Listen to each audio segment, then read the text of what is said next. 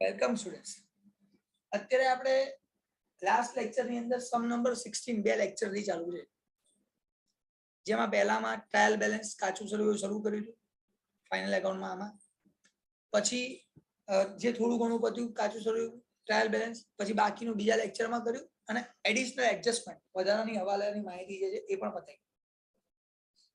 હવે hidden adjustment જે last લેક્ચરમાં વાત કરી, લોન આપી હોય ભાગીદાર પાર્ટનર તો હિડન હોઈ શકે, છુપો હોઈ શકે, બ્રેકેટ કૌંસ હોય તો, પર્સન્ટેજ ટકા હોય તો, ડેટ તારીખ હોય તો, આ બધા આપણે કરી શકીએ છીએ. બસ એ જ. હવે હિડન એડજસ્ટમેન્ટ ની વાત કરીએ, જેમાં મેં કીધું બે હિડન એડજસ્ટમેન્ટ છે, જ્યાં કૌંસ આપે છે, બ્રેકેટ છે. લોન છે એ પાર્ટનર ની આપી નથી, ભાગીદારની નથી આપી, એટલે એમાં નથી જોતા. લીઝ હોલ્ડ બિલ્ડિંગ, ચલ બેટા ક્રિશા તે વિચાર્યું હોય અને તને ખબર પડી હોય, જે ખબર પડી હોય બોલ. મેં પેલું ભાડા પટ્ટાનું વિચાર્યું હતું. હા, ભાડા પટ્ટાનું મકાન 1-10-14 થી આપેલું છે. હા, તેમ એવું કીધું છે કે 5 વર્ષનું ગણવાનું, તો આપણે એમાં તારીખ આવે એટલે મહિનો બીજો આવે. બોલ બોલ. હા, તો એના મેં 14,000 છે ને, તો એના મેં 5% કર્યા, તો 700 આવ્યા. ખબર ના પડી 5% કેમ કરે? 5 વર્ષનું કીધું છે તો 5% થોડી કીધા છે, પર્સન્ટેજ થોડી છે.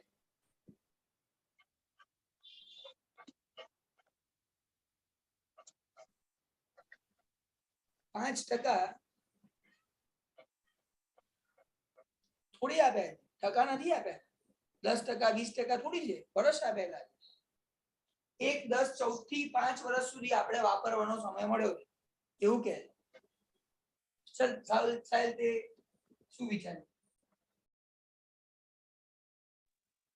सर डायरेक्ट आंसर दो कि एक्सप्लेनेशन? नहीं बेटा, कुछ सोच सकता है तो फिर मैं सिखा रहा हूँ कुछ. ठीक है, डायरेक्ट आंसर बोल क्या करेगा? आंसर डायरेक्ट तो फिर 1400 बैलेंस शीट एसेट साइड में से लीज होल्ड बिल्डिंग से माइनस करेंगे. एक मिनट, कितना माइनस करेंगे? 1400.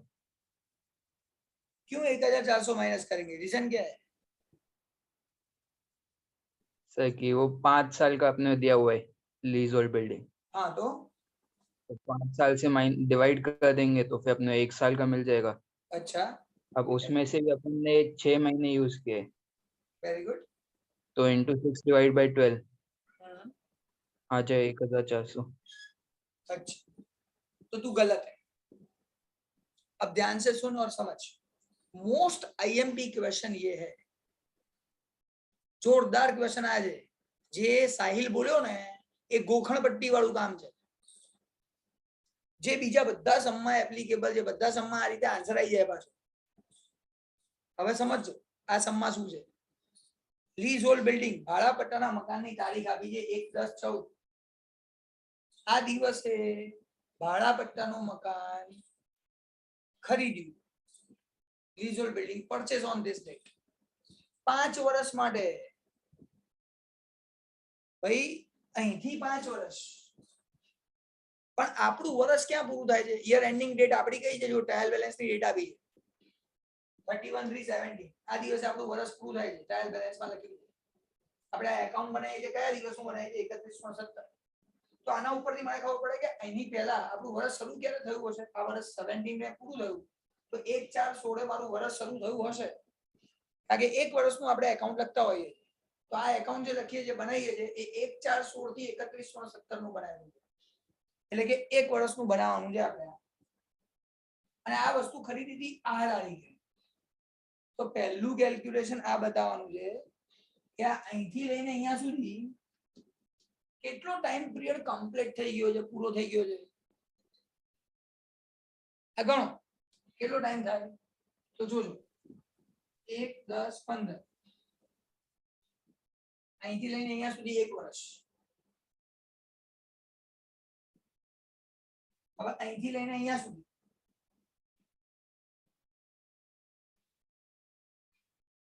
1-10-16 તો લખી નથી શકતો.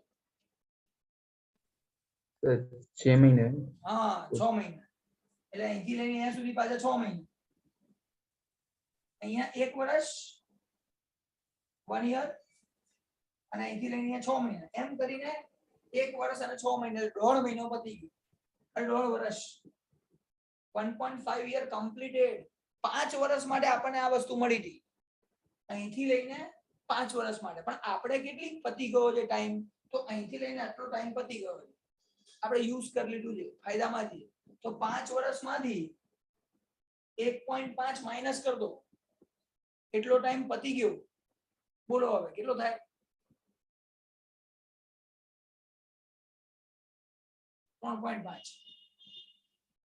કુલ 5 વર્ષ માટે વાપરવા મળી હતી વસ્તુ એમાંથી 1.5 વર્ષ વાપરી લીધું કેટલા વધ્યા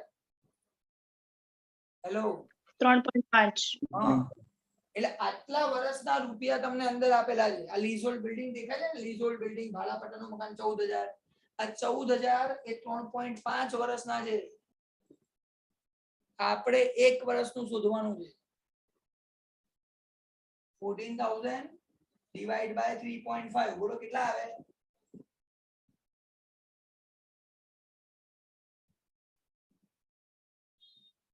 4000 તો 4000 રૂપિયા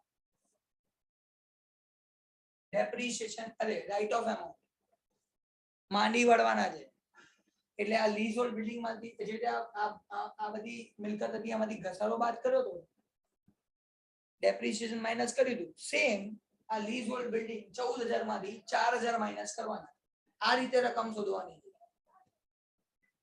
મોસ્ટ આઈએમપી એટલે મેં કીધું બીજા બધા સમમાં છે સાહિલે કીધું આવી જાય થઈ જાય આમાં નહીં થાય કારણ કે આ આગળની ડેટ આપી છે કેટલો ટાઈમ પીરિયડ પૂરો થઈ ગયો આપણે ગણવાનો છે પછી 3.5 સાથે ડિવાઈડ કરવાનો તો અહીંયા 14000 માંથી 4000 માઇનસ કરવાનો અહીંયા લખવાના 10000 અને એ 4000 ડેપરી ઘસારો ગણો એટલે રાઇટ ઓફ કરો માંડી વાળો તે અહીંયા લખવાનું right of leasehold building ભાડા પટ્ટાનું મકાન માંડી વાળા 4000 રૂપિયા પીએનએલ ડેબિટ નફાનું ઉધાર આ એક અસર છે બહુ ઇમ્પોર્ટન્ટ હતી ચલો બીજું કરી વાત કરીએ નેક્સ્ટ આગળ જઈએ ચલો વિચાર્યું કોઈએ નીચે લોન વાળામાં 8% લીલા લોન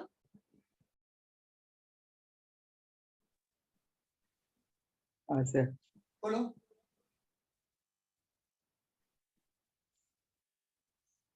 इसमें 1000 हम लोग बैलेंस शीट लायबिलिटी में डालेंगे और पीएनएल अकाउंट डेबिट साइड पे चलो कैसे आया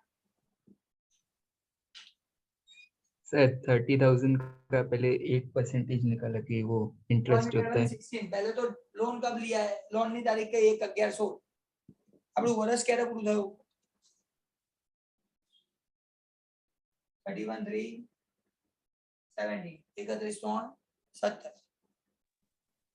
ગણીએ કેટલો ટાઈમ પીરિયડ થઈ ગયો છે 1/11/16 થી 31/3/17 11 12 1 2 3 5 મહિના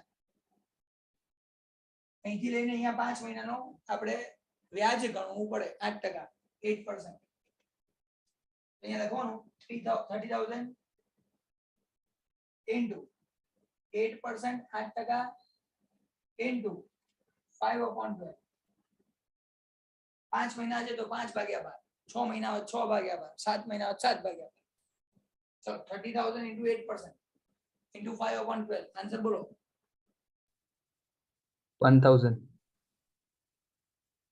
આ 1000 રૂપિયા વ્યાજ આપણે ચૂકવવું પડે ઇન્ટરેસ્ટ પેબલ તો જોવાનું પહેલા અહીંયા કોઈ વ્યાજ ચૂકવ્યું તો નથી ફાઇનાન્શિયલ એક્સપેન્સ જ નથી નાણાકીય ખર્ચા છે જ નહીં એનો મતલબ આપણે એને પેમેન્ટ કર્યા નથી પૈસા ચૂકવવાના બાકી તો 1000 રૂપિયા બાકી તો એક અહીંયા લખવાનું